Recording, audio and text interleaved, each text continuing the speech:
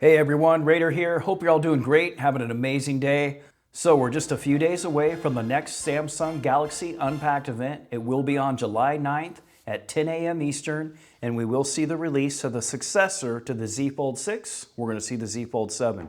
So there's quite a few leaks and rumors going around about there not being a UDC. We're also going to have the same size battery, which I know is a concern for many. Although I will say with the Z Fold 6, I've seen a lot of improvement in battery life since we had One UI 7 drop. But the biggest thing that I think most of us are looking forward to is the additional screen real estate that we're going to get with the Z Fold 7. We're going to be going from 6.3 to 6.5 inches on the cover screen. And apparently we're going to be going from 7.6 all the way up to 8 or all the way up to 8.2 inches, depending on the size of the bezels for the inner screen on the Z Fold 7.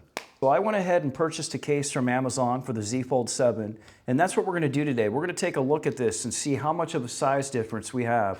So if we grab the Z Fold 6 here and we drop it inside this new case, that's the difference you're looking at. So we got a couple millimeters here, but do keep in mind, and this is really important actually, that the Z Fold 7 is so much thinner, right, that the Z Fold 6 is not fully fitting snug in the new case. You can see here how much thinner the Z Fold 7 is, which is really awesome. That looks pretty amazing actually. Look at that difference. So it's going to be a really, really thin device.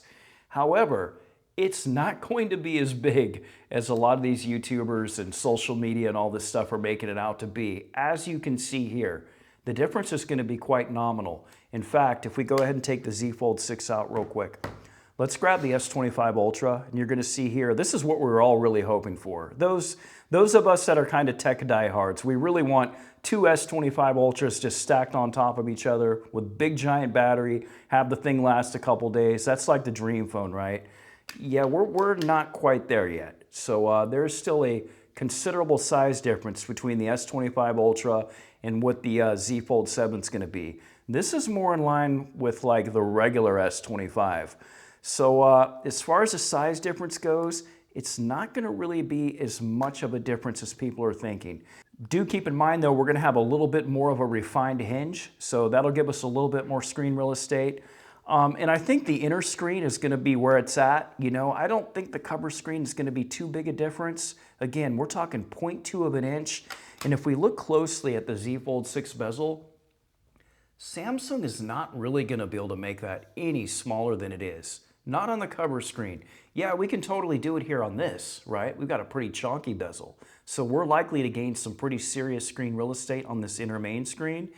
But for those of you that are looking for a drastic size increase in the cover screen itself, I'm afraid that's not really going to happen. So we look here, we have a little bit here to the left. So I mean, that's great. It's going to make the front cover screen wider, and that's what we need for typing. So I don't think anyone's going to complain about it. All in all, I think the device is going to be pretty darn awesome. I'm actually really stoked to get it. More excited for the Fold 7 than probably the last couple generations. Primarily due to the fact that we are getting that 200 megapixel shooter with it being thinner. The only concern really is the battery and that UDC, but I think it's going to be a great device. But as far as the size difference, you saw it here. It's just not really that big a difference. I mean, just a little bit here, you know, a couple millimeters, just like Samsung is promising. So I just wanted to set the expectations of what you can expect when you order this device. If you have any questions or comments about today's video, please drop them down below. And as always, thanks for watching.